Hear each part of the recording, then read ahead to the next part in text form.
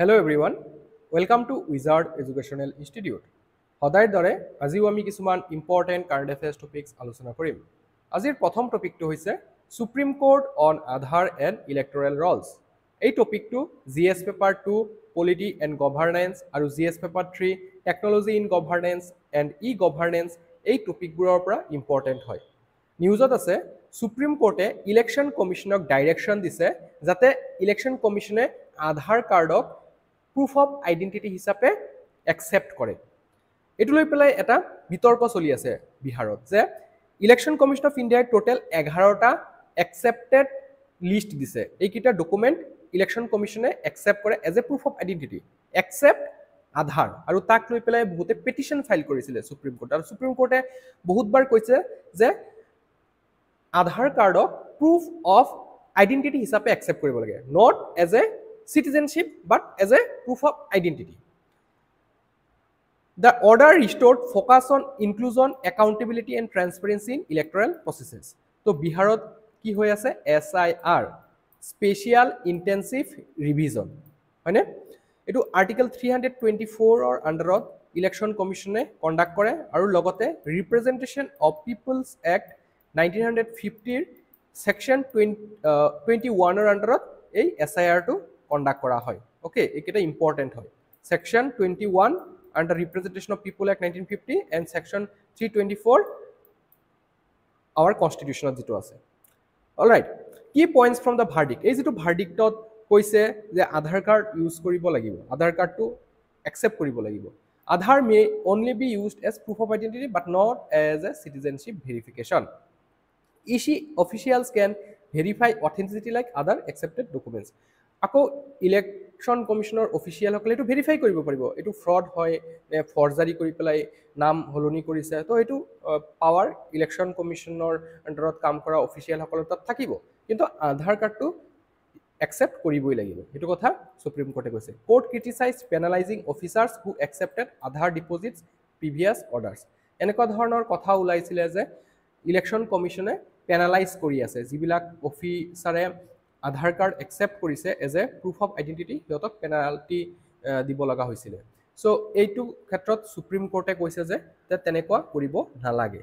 পেটিশ্যনাৰ stress that Aadhaar should be treated like other non citizenship documents for verification purposes. বাকী 11টা যে non citizenship document আছে সেইকেইটাৰ লগতে equally এইটোক মৰ্যাদা দিব লাগে। তো যেনে আমাৰ বাৰ্থ চাৰ্টিফিকেট আছে, তাৰপিছত পাছপৰ্ট আছে। চ' এইকেইটা কিন্তু চিটিজেনশ্বিপৰ প্ৰুফ হয়, ঠিক আছে। চ' এইকেইটা 11 লিষ্টৰ ভিতৰত আছে, ইনক্লুডেড হয়। Judges highlighted the importance of balancing administrative efficiency with the constitutional right to vote. Article 326 under যেটো right to vote আছে আমাৰ citizen সকলৰ তাত, চ' সেইটো আৰু administrative efficiency টো balanced ৰাখিব চৰকাৰক নিৰ্দেশনা দিছে। আধাৰৰ বিষয়ে আমি নিশ্চয় জানো, আধাৰ কি হয়, এটা 12 অংকৰ ডিজিট হয়। অলৰাইট, তাৰপিছত এইটো ইস্যু কৰে UIDAI এ, unique identity development authority of India, links biometric and demographic data as reliable proof of identity. UIDAI এটা ষ্টেটুটৰী অথৰিটি হয়, it works under ministry of electronics and information technology, চমুকৈ MeitY. আধাৰৰ দ্বাৰা বহুত কিবা কিবি আমাৰ হেল্প হয়, যেনে ৱেলফেয়াৰ স্কিমবোৰত ইউজ কৰা হৈ আছে, ফাইনেন্সিয়েল ইনক্লুজনৰ ক্ষেত্ৰত DBTৰ মাধ্যমেৰে, অলছ' ডিজিটেল ছাৰ্ভিচবিলাক আমি সুগমভাৱে আমি এনজয় কৰিব পাৰিছোঁ। মাষ্ট আধাৰ, ভাৰ্চুৱেল ID আৰু tokenisation protect privacy and prevent misuse. আজিকালি বিভিন্ন ধৰণৰ ইম্প্ৰুভমেণ্ট কৰা হৈছে আধাৰৰ ক্ষেত্ৰত, যেনে মাষ্ট আধাৰ প্ৰভাইড কৰা হয় য'ত অকল 4টা লাষ্টৰ ডিজিটহে দেখা পোৱা যায়। সৰি, তেনেহ'লে ভাৰ্চুৱেল ID আছে, টোকেনাইজেশ্যন প্ৰভাইড কৰা হয়, ঠিক আছে। How UIDAI ensures safety and security? কেনেকৈ UIDAI safety and security provide কৰে? The biometric encryption protects fingerprint, iris and demographic data. Biometric encryption কৰা থাকে যাৰ দ্বাৰা ইণ্ডিভিজুৱেলজনৰ ফিংগাৰপ্ৰিণ্ট, আইৰিছ, ডেমোগ্ৰাফিক ডাটা সুৰক্ষিত থাকে। মাষ্ট আধাৰ হাইজ ফাৰ্ষ্ট 8 digits showing only 4. তো এনেকুৱা থাকে মাষ্ট আধাৰ, প্ৰথম 8টা অংক মাষ্ট থাকে, XXXX এনেকৈ লিখা থাকে, আৰু লাষ্টৰ 4টা অংকহে দেখা পোৱা যায়। Tokenization generates unique tokens for each service providers to prevent exposure. Also, there is a virtual Aadhaar as well. 16-digit temporary number হয় এটো for authentication instead of original Aadhaar. Ensures privacy during verification and can be regenerated or revoked anytime. Masked Aadhaar hides first 8 digits, shows only last 4 for secure use, used in downloaded e-Aadhaar documents for identity protection. Tokenization of Aadhaar generates unique alphanumeric tokens for service providers, prevents access to original Aadhaar number, and is strengthening privacy.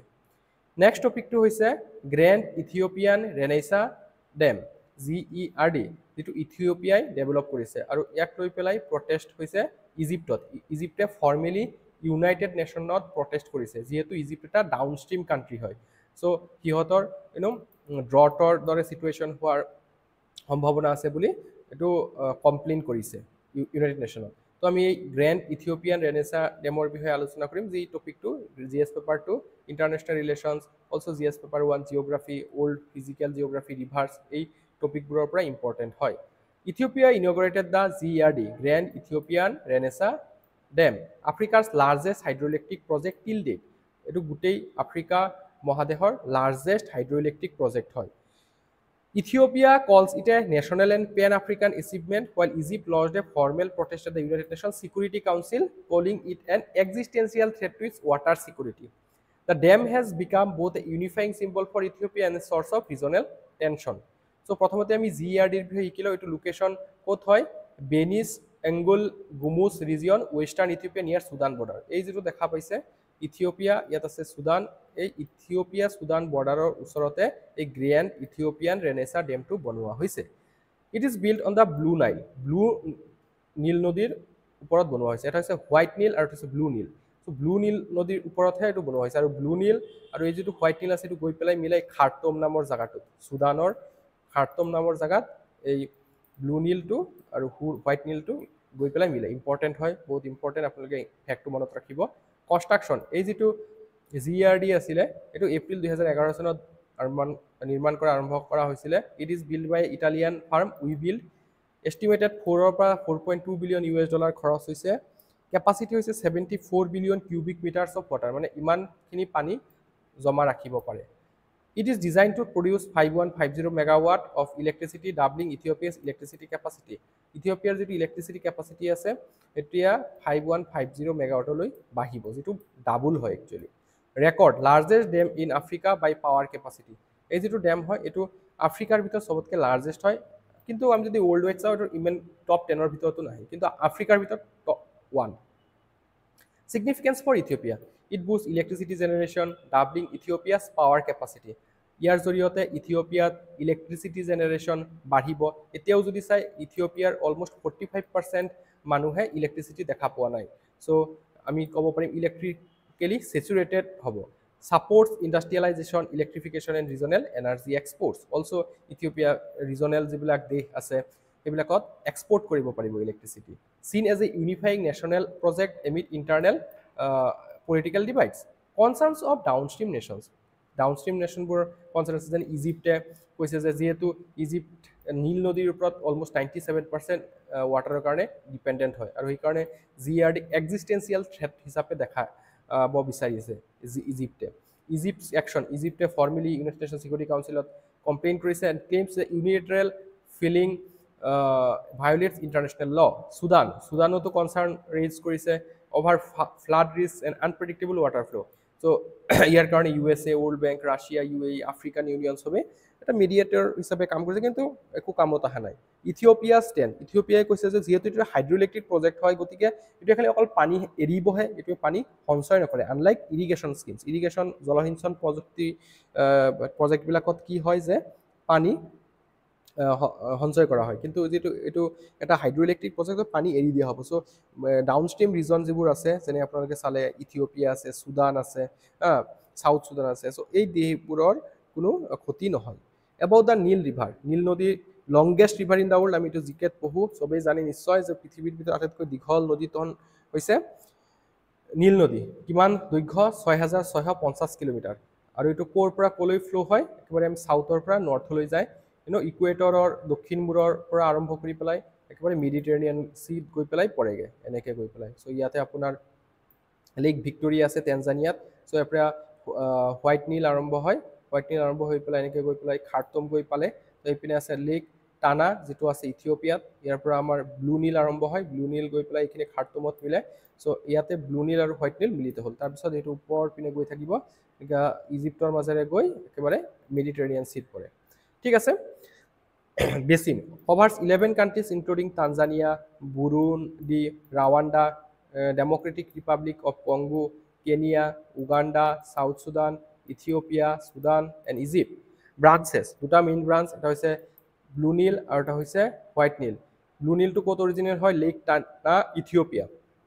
ইয়াতে আমি দেখা পাইছিলোঁ যে lake টানাটো আছে ইয়াতে ইথিঅ'পিয়াত, আৰু যিটো আমাৰ হোৱাইট নীল আছে এইটো আছে আপোনাৰ এই লেক ভিক্টোৰিয়া টেনজানিয়া। ঠিক আছে। Originate from lake Victoria region near Tanzania, longer but less water volume. Water volume হিচাপে যদি ব্লু নীলে অলমষ্ট 85% কণ্ট্ৰিবিউট কৰে আৰু হোৱাইট নীলে মাত্ৰ 10-15% মান। Meeting point blue Nile and white Nile meets at Khartoum Sudan. এই জেগাটোৰ নাম মনত ৰখা খুবেই দৰকাৰ, মই আগতেও কৈছোঁ খাৰ্টুম চুডানত ব্লু নীল আৰু হোৱাইট নীল মিলিত হয়। ডেল্টা, আৰু সিহঁতে যেতিয়া গৈ পেলাই এই দুটা মিলিত হৈ পিছত নীল নদী হয়, এই নীল নদীটো একদম যেতিয়া মেডিটেৰিয়ান তাৰ আগতে কিছুমান এনেকুৱা ডেল্টা ফৰ্ম কৰে। ঠিক আছে। Importance provides water for drinking, irrigation, agriculture, transport and energy in the African countries. আমি যিটো 11টা কাণ্ট্ৰি দেখা পালোঁ। ইয়াৰ পৰা দুটা কুৱেশ্যন দিয়া হৈছে।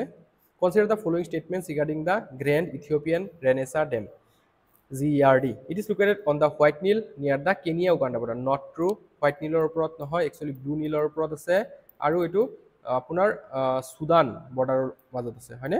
সুদান আৰু Ethiopia, not Kenya Uganda. Kenya আৰু উগাণ্ডা তলত আছে। ঠিক আছে, এইটো কেনিয়া। নেক্সট statement কি আছিল? It has a design capacity of 5150 megawatt, making it Africa's largest dam by power generation. Yes, আফ্ৰিকাৰ ভিতৰত ফাৰ্ষ্ট হয়, কিন্তু ৱৰ্ল্ডত টপ 10তো নহয়। চ' 2 নম্বৰটো শুদ্ধ। 3 নম্বৰটো চাওঁ যদি, the project begin in 2011 it is constructed by an Italian from Webuild. So' এইটো শুদ্ধ হয়। 2 and 3 is the correct answer, option B. Next, consider the following statements about the Nile river system. The Blue Nile originating in Lake Tana contributes about 85% of Nile water. Yes, Lake Tana Ethiopia পৰা আৰম্ভ হয়, আৰু এইটোৱে আপোনাৰ 85% contribute কৰে blue নীলে। White Nile is longer than the blue Nile but carries less water volume. Yes, white নীলটো length wise যদি চাই বহুত দীঘল হয়, একেবাৰে ইয়াৰ পৰা আৰম্ভ হয় ন, লেক ভিক্টোৰিয়াৰ পৰা, কিন্তু লেছ ৱাটাৰ কেৰি কৰে। The Nile river flows northward and empties into the Red Sea. Not Red Sea, it is emptied into the Mediterranean Sea. So 1 and 2 is the correct answer. Option A will be the correct option. Next topic to is geotagging in census 2027. এই টপিকটো GS paper 2 গভৰ্নেন্সৰ ফালৰ পৰা important হয়। জিঅ'টেগিঙৰ বিষয়ে আপোনালোকে নিশ্চয় শুনিছে, যেতিয়া বিশেষকৈ গাঁৱলীয়া অঞ্চলত প্ৰধানমন্ত্ৰী আৱাস যোজনা, গ্ৰামীণ বা চহৰীয়া অঞ্চলত প্ৰধানমন্ত্ৰী আৱাস যোজনা, আৰবান অঞ্চলত ঘৰ পায়, তেতিয়া জিঅ'টেগ কৰা হয়। চ' এইবাৰ কি কৰা হ'ব? যিটো চেঞ্চাছ হ'ব 2027 চনত, আমাৰ 2021 চনত হ'ব লগা আছিলে, কিন্তু কৰোণা পেণ্ডেমিকৰ কাৰণে ডিলে হ'ল। চ' এই যিটো চেঞ্চাছ হ'ব, এই চেঞ্চাছটোত প্ৰতিটো ঘৰ জিঅ'টেগ কৰা হ'ব। India's next census delayed by 6 years will be conducted in 2027. 6 year কাৰণে কিয় ডিলে হৈছে? কৰোণা পেণ্ডেমিকৰ কাৰণে। It will be the first fully digital census, আৰু আমাৰ ইতিহাসত স্বাধীনতাৰ পিছত আমি যদি চাওঁ, এইটো ফুল্লি ডিজিটেল মাধ্যমত হ'ব প্ৰথমবাৰৰ কাৰণে, আৰু there will be option for self enumeration, নিজে নিজে নামবোৰ এণ্ট্ৰি কৰিব পাৰিব, আৰু অলছ' কাষ্ট বেছড ডাটাবোৰ ভৰাব লাগিব এইবাৰ প্ৰথমবাৰৰ কাৰণে। For the first time all residential and non residential buildings will be geotag. আৰু এটা ইম্পৰ্টেণ্ট ফিচাৰ কি হ'ব এই চেঞ্চাছৰ চৰি, যে এইবাৰ ৰেচিডেঞ্চিয়েল আৰু নন ৰেচিডেঞ্চিয়েল বিল্ডিংছবোৰ জিঅ'টেগ কৰা হ'ব। This marks a major technological leap in India's population data collection. What is geotagging? জিঅ'টেগিঙৰ বিষয়ে আপোনালোকে জানে যে একজেক্ট ডাটাবোৰ লোকেট কৰা হয়। একচুৱেলি লংগিটিউড আৰু লেটিটিউড যিটো ডাটা থাকে, দ্ৰাঘিমা আৰু অক্ষাংশ, এইটো কোঅৰ্ডিনেটবিলাক থাকে। Geotagging means assigning precise latitude and longitude coordinates to a physical asset, building or location. These coordinates are mapped on a geographic formation system. এইটো এটা GIS-ত থাকে। যেনেকৈ আমাৰ অসমৰ ক্ষেত্ৰত যদি চাই, অসমৰ যিটো আমাৰ বিস্তৃতি হয় 24 ডিগ্ৰী নৰ্থৰ পৰা 28 ডিগ্ৰী নৰ্থলৈকে আছে, হয় 24.5 একচুৱেলি 24.5 ডিগ্ৰী 5 মিনিট নৰ্থৰ পৰা 28 ডিগ্ৰী। চিমিলাৰলি আমি যদি লংগিটিউডটো চাওঁ, আমাৰ 89.5-ৰ পৰা একচুৱেলি 96লৈকে আছে লংগিটিউড। চ' এইবোৰ হৈছে কি হৈছে, এইবোৰ একজেক্ট এটা পইণ্ট হয় আৰ্থত। সো এইয়া হৈছে জিঅ' টেগিং আৰু জিঅ' টেগিংবোৰ GIS-ত থাকে GIS is a computer based system that captures stores and displays data on earth's surface latitude and longitude create a global grid to locate any point accurately geotagging provides every building with a unique digital identity that can be pinpointed on a map. Historical use in India. First time in census, geotagging will be done nationwide in 2027. Previously used in smaller scales like Pradhan Mantri Awas Yojana, urban and rural, MG and Rega asset বিলাকতো use কৰা হৈছিল other governmental schemes.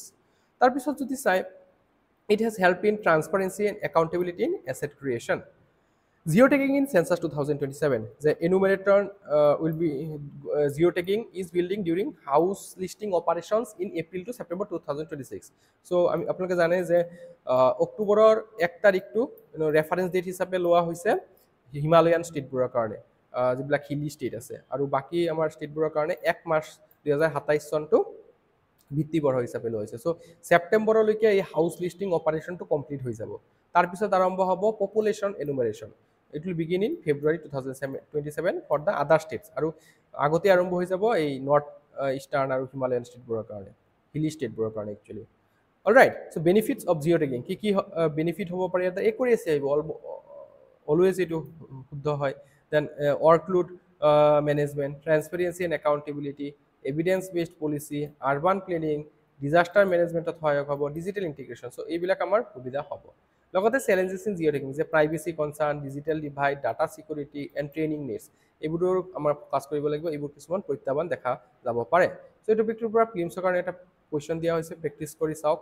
it will be India's 17th census overall and 9th since Indian independence yes for the first time it will be conducted at a fully digital mode with self enumeration options yes all buildings both residential and non-residential will be geotagged during the house listing phase all of the above are correct that is option 1 to 3 next topic to is WWF India survey captures first evidence of Pallas cat in Arunachal Pradesh so WWF India এটা survey পাইছে যে পাল্লাস কেট যেটো এটা rare species হয় so হেতু অৰুণাচল প্ৰদেশত প্ৰথমবাৰৰ কাৰণে দেখা পোৱা গৈছে A wildlife survey in Arunachal Pradesh by WWF India during July to September period provided the first ever photographic evidence of Pallas cat in the state alongside documentation of 5 other wild cat species at high altitudes.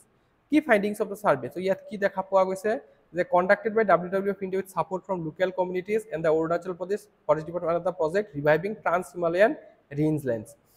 Cover 2,000 kilometers square in West Kameng and Tawang districts using 136 camera traps across 83 locations. First photographic record of Pallas cat in Arunachal Pradesh extending its distribution in the eastern Himalayas. Recorded 6 wildlife cat species. Total 6টা wildlife cat species পোৱা গৈছে It is a Pallas cat, snow leopard, common leopard, clouded leopard, leopard cat and marble cat. এটা আগতে দেখা পোৱা যায় কিন্তু এই যেটো স্পিচিছৰ কথা কোৱা হৈছে Pallas cat এটো যেটো দেখা পোৱা গৈছে এটো প্ৰথমবাৰৰ কাৰণে দেখা পোৱা বলি সক্ষম হৈছে এই সাৰ্ভেটো অলৰাইট আমি এতিয়া WWF ইন্ডিয়া প্ৰজেক্টৰ বিষয়ে পঢ়িম যে world wide fund for nature full from origin 1961 ত এটো এস্টাবলিশ কৰা হৈছিল হেডকোয়াৰ্টাৰ হৈছে গ্লেন সুইজাৰল্যান্ডত ইয়াৰ মিছন হৈছে to conserve nature and reduce the most pressing threats to biodiversity ইণ্ডিয়াত অফিস আছে 1916 তে এস্টাবলিশ কৰা হৈছে দিল্লীত হেডকোয়ার্টার আছে ঠিক আছে কি initiatives tiger conservation wetland restoration renewable energy advocacy and community based eco development also WWF uses the iconic panda logo symbolizing conservation of endangered species very important hoy dei to so WWF eta logo use kora hoy ite panda eto keteba question ot diba pare so duta MCQ dia hoise er pora consider the following statements about Pallas cat jar scientific name hoise Autocolobus menul আপোনালোকে শুদ্ধ উত্তৰটো বিচাৰি comment section জনাব আৰু এটা ইয়াত দিয়া হৈছে ওয়াইল্ডলাইফ ফান্ড ফৰ নেচাৰৰ কাৰণে শুদ্ধ উত্তৰটো আপোনালোকে কমেন্ট সেকশনত জনাব তো আজি ভিডিঅ'টো ইয়াতে সামৰিছো থ্যাংক ইউ